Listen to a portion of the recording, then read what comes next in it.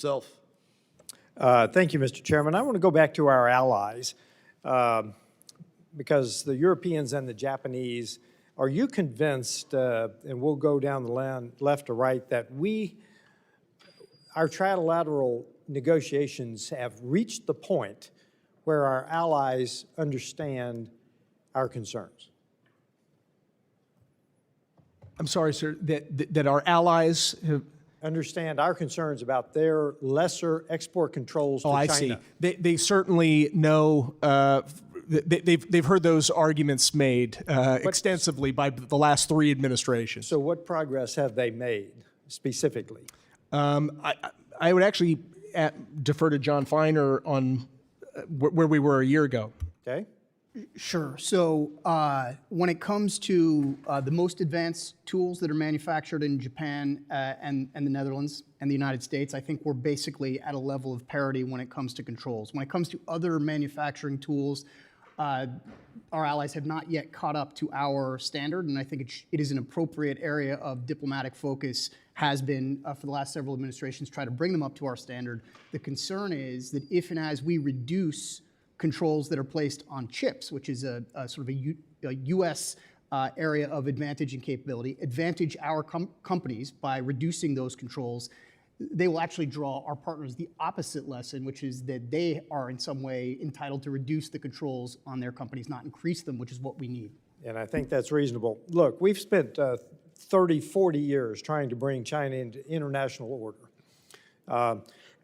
And yet now, today, they have permanent normal trade relations status under Bill Clinton in 1997.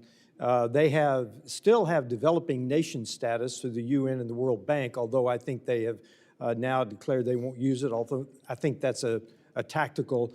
So do our export controls offset the advantages that China has through PNTR and developing nation status?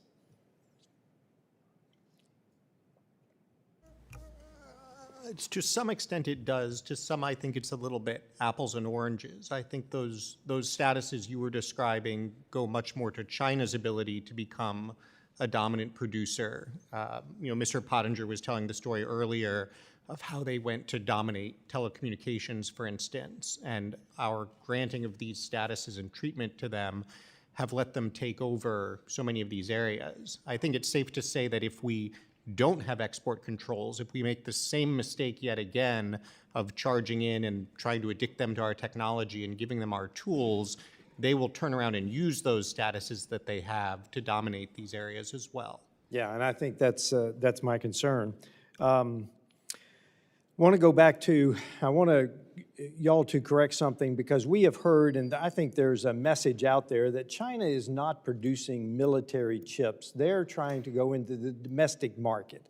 And I think that's probably a messaging campaign on theirs. Can you either verify that they are more concerned about their domestic use of chips as opposed to their military, which I think is absolutely ridiculous, because I think they intend to build military. Can you comment on that? Yeah, I mean, the Chinese strategy, well-worn playbook is capture, copy, and kill. Capture American technology and replicate it, copy it, and then kill the American industry that provided it in the first place, and then dominate. I mean, it's explicit.